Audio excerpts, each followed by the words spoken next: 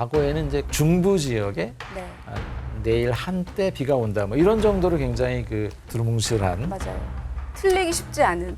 틀리기 쉽지 네. 않은 그런 예보였다면 지금은 읍면동 단위로 굉장히 그 지역적으로 세분화한 지역에 대해서 공간적인 세밀함, 시간적인 세밀함 뭐 이런 면에 있어서 큰 변화가 있었다고 말씀드릴 수 있고요. 앞으로도 이제 근데 과제는 계속 남아 있습니다. 좀 더 먼 시간까지 좀 더 상세하게 그리고 보다 더 정확하고 신속하게 또 무엇보다 국민들께서 쉽게 이해하시고 쉽게 활용할 수 있는 그런 정보를 만들 수 있도록 기상청이 최선의 노력을 다하도록 하겠습니다. 네, 실시간 재난안전정보방송 재난안전 119 안전토크 시간입니다.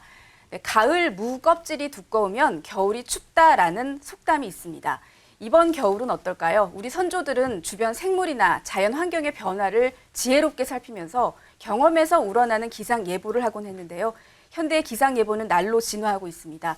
오늘은 장동원 기상청장 모시고 심도 있는 기상 예보 얘기 나눠보도록 하겠습니다.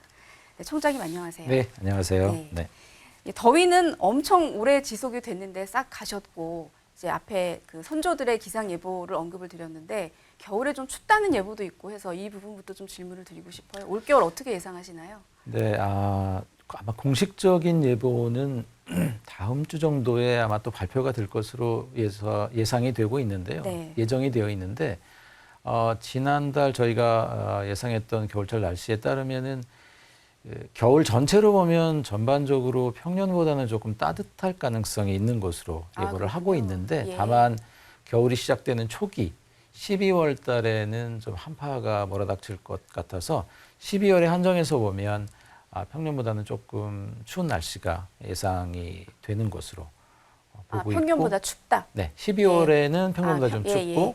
그다음에 이제 1월, 2월 합쳐서 겨울 전체로 보면 그래도 평년보다는 조금 온화한 날씨가 될 것으로 예상을 그렇군요. 하고 있습니다. 네, 이번 여름에 워낙 더웠어서 또 겨울 날씨에 대해서 많은 분들이 궁금해하는 것 같은데 이번 여름에 덥기도 많이 더웠지만 또 비가 굉장히 자주 왔어요. 많이 온 것까지는 잘 모르겠지만 그래서 그 호우 긴급 재난 문자 이것도 전 서울에 있으니까 몇 차례 받긴 했거든요.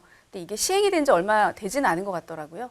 좀 설명해 주시면 좋을 것 같아요. 호우 재난 문자, 그러니까 비가 많이 올 때 긴급 재난 문자를 발송하는 이 제도, 이 서비스를 작년부터 시행을 했었거든요. 네. 작년 이후로 이제 올해 서비스 지역을 전남과 경북 지역으로 확대해서 운영을 했는데 이렇게 긴급 재난 문자 운영 지역을 확대하면서 여러 가지로 자연재해로 인한 인명 피해를 예방하는 데 많은 기여를 했다고 생각을 하고 있습니다. 네. 예를 들어서 수도권 지역에는 이제 작년 시범 운영 그리고 올해는 이제 정식 운영으로 전환을 했었는데 작년과 올해 모두 인명 피해는 없었고요. 전남권하고 경북권 같은 경우에도 작년에는 저희가 자료를 보면 27명의 사망자, 2명의 실종자가 있었거든요. 네, 지난해에요. 지난해 예. 그랬죠. 근데 올해 이 호우 긴급 재난 문자 서비스를 시행하면서는 네. 시범 운영 기간 중에 해당 지역에서 한 분의 인명 피해만 있어서 상당히 피해를 줄일 수 있었는데 물론 이와 같은 결과는 뭐 지자체라든지 이런 일선의 재난 대응 기관에서 현장에서 노력하시는 등 여러 그 노력들이 함께 이루어져서 발생한 효과라고 볼 수 있겠지만 저희 긴급 재난 문자에 따른 그런 사전에 경보를 알리는 것도 일정 부분 기여했다 이렇게 판단을 하고 있고요. 네. 또 여러 가지 해당 지역의 주민분들이 저희들에게 이제 긍정적인 반응도 알려주시기도 했었는데 그 기상청 게시판에 올라온 그 글 하나를 보면 그 경북 안동에 거주하시는 한 네. 주민이셨거든요. 기상청 호우 긴급 재난 문자 덕분에 산 밑에 혼자 사시는 청각 장애인 아주머니를 대피시켜 드릴 네. 수 있었다라고 글을 올려주셔서 굉장히 기상청 이런 서비스에 감사하다라는 말씀을 전해주셔서 오히려 그 글을 본 저희들이 더 감동을 받았던 그런 사례가 네. 있었습니다. 이게 전국으로 좀 확대가 되면 좋겠네요. 맞습니다. 그래서 이제 전국 확대를 위해서 이제 노력을 하고 있는데 사실은 그 한 가지만 더 말씀을 드리면 그 올해 재난문자 서비스가 이루어지진 않고 있지만 충청권 같은 경우에 그 논산의 엘리베이터 사고 같은 그런 인명 피해가 있었거든요. 그때 강수가 있었던 상황을 복귀해서 분석을 해보니까 네. 그 사고가 발생하기 한 20분에서 30분 전에는 재난문자 발송 기준에 도달했던 것으로, 그래서 그렇군요. 우리가 서비스를 하지 않았지만 만약에 서비스를 할 수 있었다면 그런 안타까운 네. 피해를 좀 혹시 줄일 수 있지 않았을까, 이런 생각을 한번 해보고, 방금 앵커께서 말씀 주신 것처럼 저희가 이런 효과성을 좀 분석해서 지역 확대를 내년에는 좀 더 하도록 노력하겠고, 또 가급적 조속한 시일에 전국적으로도 이 서비스를 확대할 수 있도록 저희가 노력하도록 하겠습니다. 네. 비도 참 많이 왔던 여름이지만 무엇보다 높은 기온 때문에 여러분들이 지쳤던 한 여름이었던 것 같은데요. 그 동남아 갔다 이런 말들 참 많이 했었어요. 제가 실제로 그 한참 더웠을 때 동남아 쪽에 여행을 갔다가 돌아왔는데 그렇습니까? 네. 한국에 내리자마자 한국이 더 덥다라는 느낌을 받았거든요. 물론 이게 느낌일 수도 있겠지만 어떻게 보시나요? 이유도 아마 궁금하고요. 실제로 예. 그러셨을 수 있을 것 같아요. 이게 그러니까 통상적으로 우리나라 여름 날씨를 한번 생각해 보면, 그 장마 기간에 이제 비가 오고 장마가 끝나고 나면 해가 쨍쨍하고 무더위가 오고, 네. 그래서 굉장히 따가운 여름 날씨를 보인다 하는 것이 이제 일반적인 그렇죠. 우리나라 여름 날씨였는데, 올해는 방금 앵커께서 말씀하신 것처럼 장마 이후에 습도가 굉장히 높아서 여름철 내내 무덥다, 뭐 찜통 더위, 동남아 같다, 뭐 이런 그렇게 아마 국민들께서 느끼셨을 수 있을 텐데요. 이렇게 올여름 습도가 높았던 이유는 사실은 그 기후 변화로 인한 전체적인 수증기 증가와 더불어서 또 인도양이라든지 북대서양 같은 그 주변 지역과 우리나라 지역에 이렇게 그 대기순환이 연결되어 있는 것들 때문에 결과적으로 올여름철 우리나라를 덮고 있는 북태평양 고기압의 세력이 우리나라 쪽으로 확장하면서 남서풍에 따른 그 수증기가 더 훨씬 더 유입이 되고, 그런 것들 때문에 올여름 습도가 되게 높았었고요. 그래서 결과적으로는 이렇게 보면 올여름 폭염 일수가 역대 2위였고요. 지금 지도를 네. 보면 고기압 확장과 관련해서 이게 네. 여름철의 고온의 원인이다라고 돼 있는데 이걸 좀 설명해 주시면 좋을 것 같아요. 지금 저기 보시는 것처럼 저기 나와 있는 것으로 이제 그 서태평양 지역의 그 수온이 높아지면서 대류 활동이 증가한 것 때문에 그게 그 대기 순환을 유발하면서 북태평양 고기압의 세력을 키워주는 역할을 또 하기도 했고요.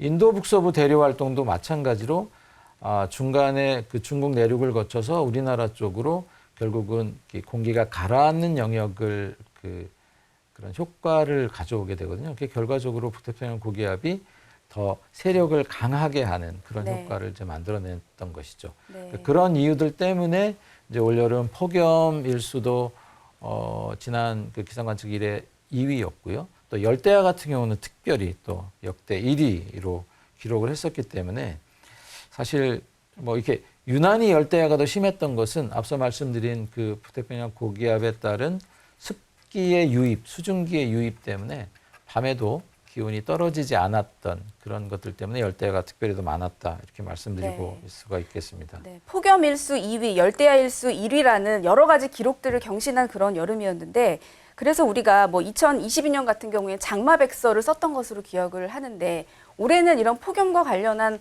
백서를 써도 들어갈 내용이 꽤 많지 않을까라는 생각을 했거든요. 네. 어떻게 보고 계시나요?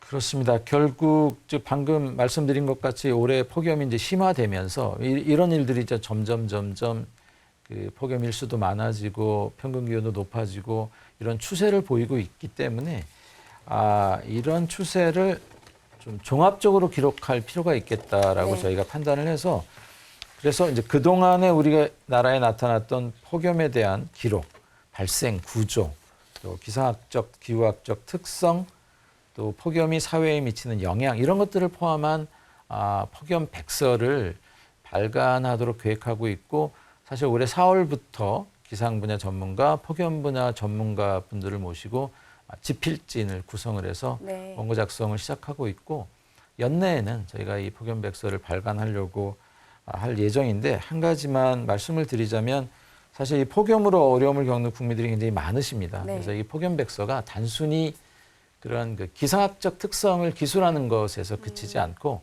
우리 사회 각 분야에 폭염이 어떻게 영향을 미치는지 하는 그 부분들을 좀 더 심도 있게 토의함으로써 네. 각 분야에서 폭염재 예방과 대응을 위한 정책 결정에 이 폭염백서가 활용될 수 있도록 그렇게 내실 있게 작성을 하도록 이렇게 하겠습니다. 네, 지금 청장님 말씀하신 것처럼 지금 조금 전에 보면 화면에 이 최고 체감 기온을 기준으로 폭염특보의 기준도 달라진 것처럼 이게 일상생활에 우리한테 어떤 영향을 미치느냐의 위주로 백서에 많은 내용이 담기면 좋을 것 같다는 생각이 들었습니다.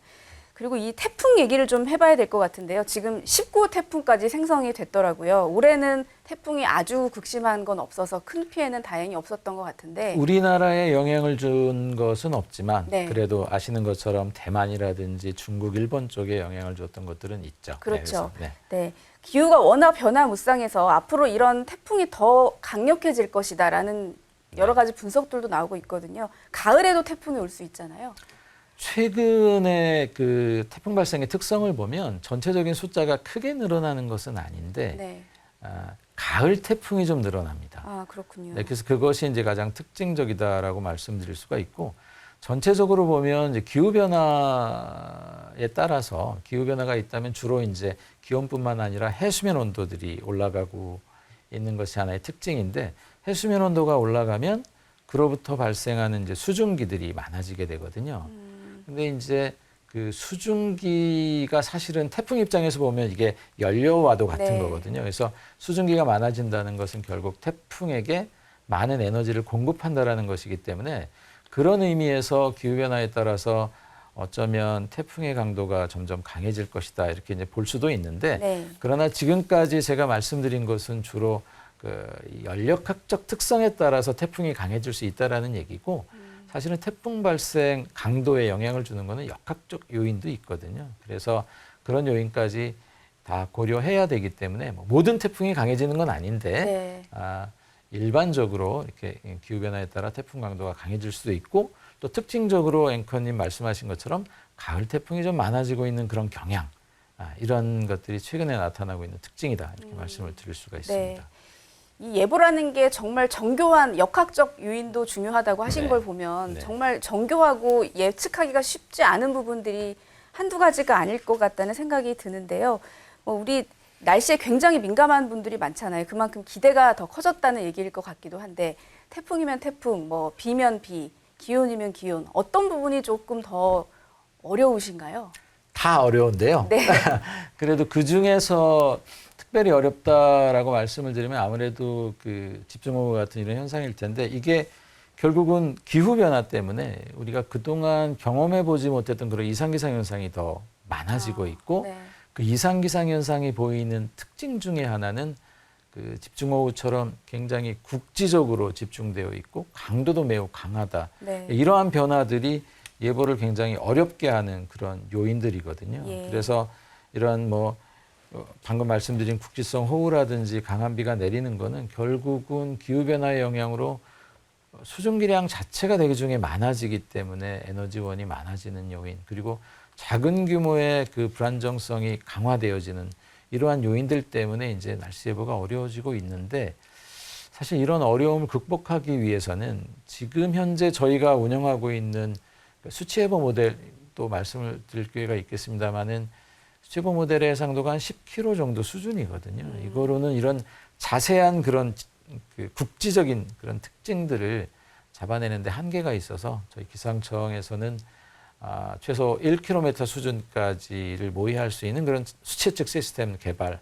그리고 다양한 시나리오를 좀 빠르게 제공해서 예보관들이 신속하게 예보를 더 검토할 수 있는 그런 수치 예보 체계 이런 것들을 만들어 나가야 이런 이상기후들에 대한 대응을 좀 더 체계적으로 할 수 있겠다 네. 이렇게 생각을 하고 있습니다. 네.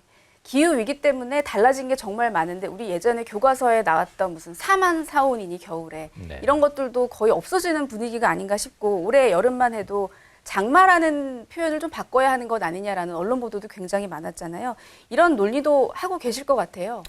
맞습니다. 장마라는 게 우리나라 여름철 장마하면 일반 국민들께서는 어떻게 생각하시냐면 이제 6월 말에서 7월 말까지 비가 굉장히 많이 오고 그게 그치고 나면 해가 쨍 하고 더워진다. 나타나면서 무더위가 와서 이제 피서를 가야 한다. 네, 맞습니다. 근데 이런 그 전통적인 장마에 대한 인식들을 가지고 계신데 저희가 2022년에 발간한 장마백서의 내용에 보면 최근 들어서 강수의 시작 시점과 종료 시점이 점점 늦어지고 있고요. 네. 또 8월 달에 강수량이 굉장히 많아지는 추세를 보이고 있어요. 그러다 보니까 6월 말에 시작하는 그 강수 현상과 8월 강수 현상을 사실 구분하기도 되게 어려워지는 형편이기도 하고, 또 장마라는 게 그 정의를 보면 그 정체선선상에서 내리는 비 이렇게 정의를 하고 있는데 네. 막상 장마 기간 중에 내리는 비의 50% 이상은 정체선선하고 상관없이 또 내리는 비도 많이 그렇군요. 있거든요. 예. 그래서 뭔가 이렇게 변화하고 있는 상황들은 변화하고 있는데 여전히 고전적인 장마라고 하는 용어에 정의에 묶여 있으면 이 소통하는 데 굉장히 어려움이 있다. 그래서 사실 어려움 중에 제일 중요한 게 저는 그렇게 생각하고 있거든요. 그 여름철 좀 전에 말씀드린 것처럼 장마가 끝나면 이제 더위가 시작되고 있다라고 하는 것들은 그것 때문에 8월에 사실은 저기도 보시는 것처럼 네. 1차 우기, 2차 우기라고 전통적으로 있던 거에서 파란색 실선이 지금 그게 없기는 한데요. 그 각선이 무엇인지가 따로 네. 있지는 않는데 그 8월에 이렇게 우기, 비가 더 많아지는 피크 보이시지 그렇죠. 않습니까? 예. 그런 것들이 과거와는 다르게 지금 새롭게 나타나고 있어서 네. 실제로 8월에 집중호우가 많아지고 있는데 만약에 국민들께서 8월은 뭐 이제 장마가 끝났으니까 이제 피서철이야 이렇게 생각하시면 사실 재난 우리가 대응 하는 데 있어서 굉장히 어려움이 있거든요. 그래서 이와 같은 고전적인 그런 장마의 인식, 또 새롭게 변화한 기상 환경 이런 것들을 좀 맞춰주기 위해서 저희가 전문가들하고 함께 장마를 어떻게 정의해야 될지 네. 이런 것도 고민을 하고 국민들께서 쉽게 받아들이실 수 있는 그런 방향으로 장마의 용어를 다시 만들어 나가는 그런 노력들을 지금 하고 있습니다. 네, 기후 위기로 많은 날씨의 변화들도 있고 또 많은 분들이 이제 예상하는 기대하는 부분도 많이 달라져서 기상 예보가 정말 정교해지고 고도화되고 있는 것 같아요. 제가 예전에 대한뉴스 시절에 일기 예보를 조금 찾아봤는데 굉장히 좀 지금과 큰 차이는 없지만 뭐 해 뜨는 시간, 최저 기온, 최고 기온, 뭐 광역 지역을 중심으로 한 뭐 한때 비가 온다 요 정도만 있더라고요. 물론 요즘도 방송 뉴스에서는 많은 기상청에서 하고 있는 모든 예보들을 다 전해드리지 못하고 있습니다만 정말 많은 예보들을 하고 계시잖아요. 과거와 비교했을 때 어떤 점이 특히 달라졌다고 생각을 하시나요? 뭐 저희 기상 업무하는 체계라든지 뭐 인프라 기반 뭐 기술력 이런 것들은 정말 엄청나게 많은 네. 변화가 있었는데요. 방금 말씀하신 건 예보 생산 제공 차원에서만 보더라도 과거에는 이제 광역 단위였던 거죠. 그래서 가령 중부 지역에 네. 내일 한때 비가 온다 뭐 이런 정도로 굉장히 어떻게 보면 두루뭉실한 맞아요. 틀리기 쉽지 않은. 틀리기 쉽지 네. 않은 그런 예보였다면 지금은 읍면동 단위로 굉장히 지역적으로 세분화한 지역에 대해서 3일까지는 최소한 1시간 간격으로 저희가 예보를 하고 있고요. 또 열흘까지도 길게는 저희가 기상 예보를 전달해 드리고 있어서 뭐 공간적인 세밀함, 시간적인 세밀함 뭐 이런 면에 있어서 큰 변화가 있었다고 말씀드릴 수 있고요.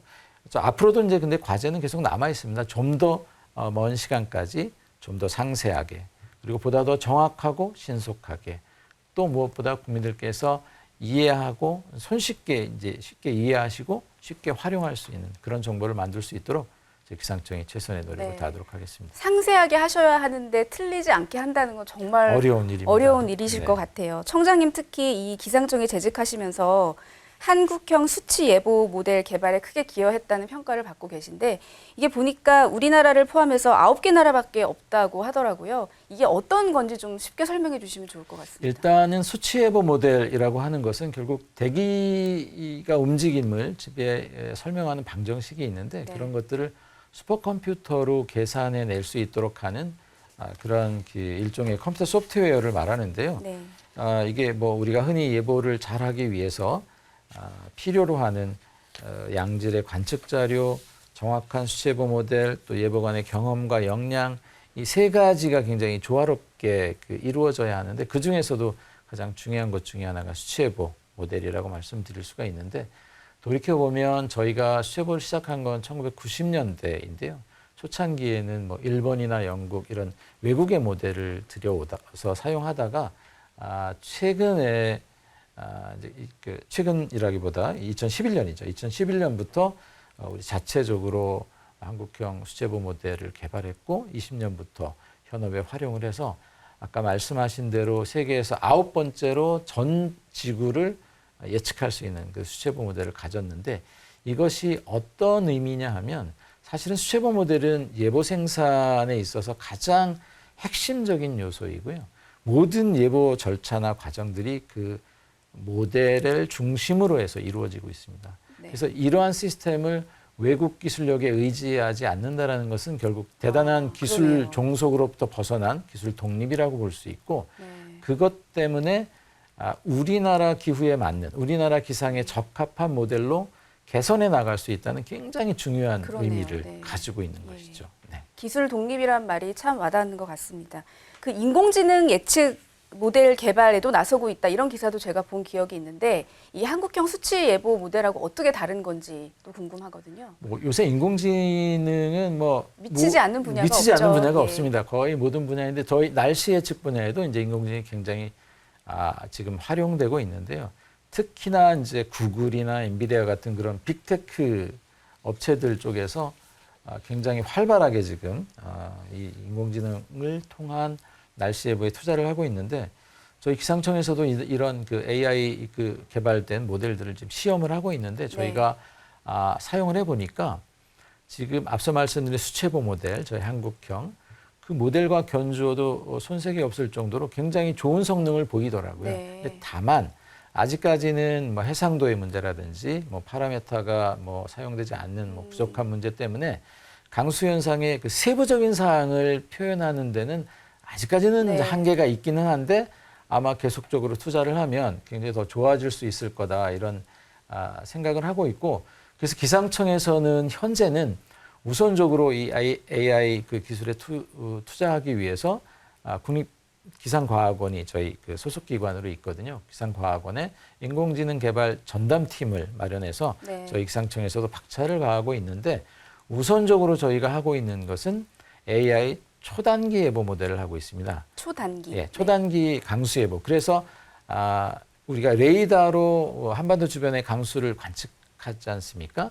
그 자료를 학습시키도록 하여서 지금으로부터 향후 6시간까지의 강수가 어떻게 변하는지 이 부분을 인공지능으로 예측하는 것을 우선 네. 하고 있는데 현재 시험 단계이긴 하지만 제가 그 결과를 보니까 상당히 긍정적이에요. 그래서 이 방제에 활용하는데 손색이 없겠다는 생각이 들어서 한 1년여 정도 시험 운영 기간을 거쳐서 지금 목표로는 내년 여름철 방제 이전에는 현업에 한번 활용하고자 하는 것을 그렇군요. 목표로 네. 지금 하고 있습니다.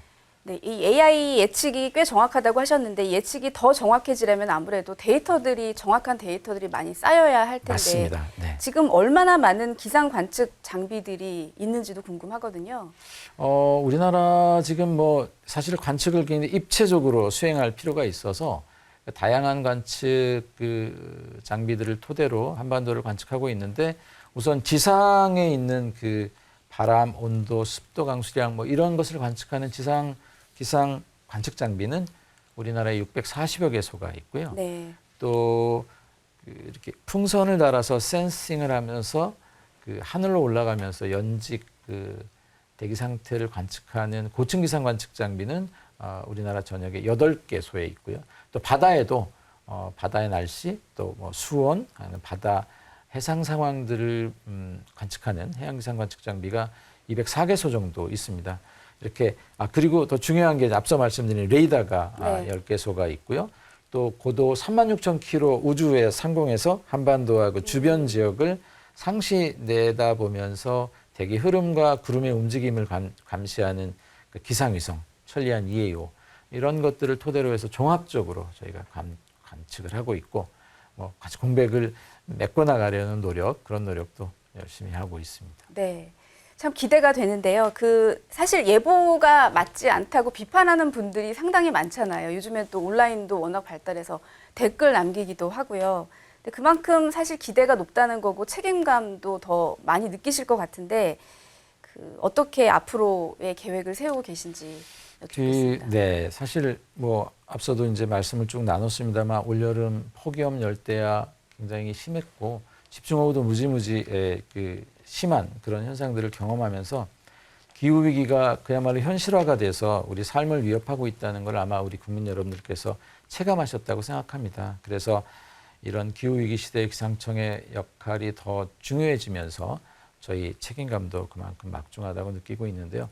무엇보다도 저희가 집중해서 해야 될 것들이 바로 이런 그 극한 기상에 대한 예측 능력을 높이는 것이거든요. 그래서 이 예측 능력을 높이기 위한 그런 수채보 모델 개발을 좀 더 체계적으로 추진하기 위해서 상설 연구 조직도 만들어야 되겠다 이런 생각을 하고 있고, 또 무엇보다도 기상청은 기후 위기 감시 예측을 위한 총괄 지원 기관이에요. 네. 그래서 우리 국가 전체적으로 기후 위기 대응을 위한 역량을 높이기 위해서 표준 시나리오를 제공한다든지 하는 그런 선도적인 역할을 수행하도록 하겠습니다. 종합적으로 저희가 이런 기후 위기로부터 발생하는 극한 기상에 우리 국민의 안전과 소중한 일상을 지켜나갈 수 있도록 더 정확한 기상기후 정보를 제공하도록 최선을 다하겠습니다. 네. 네. 저 기상청장님을 만나면 이 질문을 꼭 드리고 싶었는데, 기상을 항상 생각하실 테니까 어떤 계절을 가장 좋아하시나요? 저요? 네. 저 봄 좋아합니다.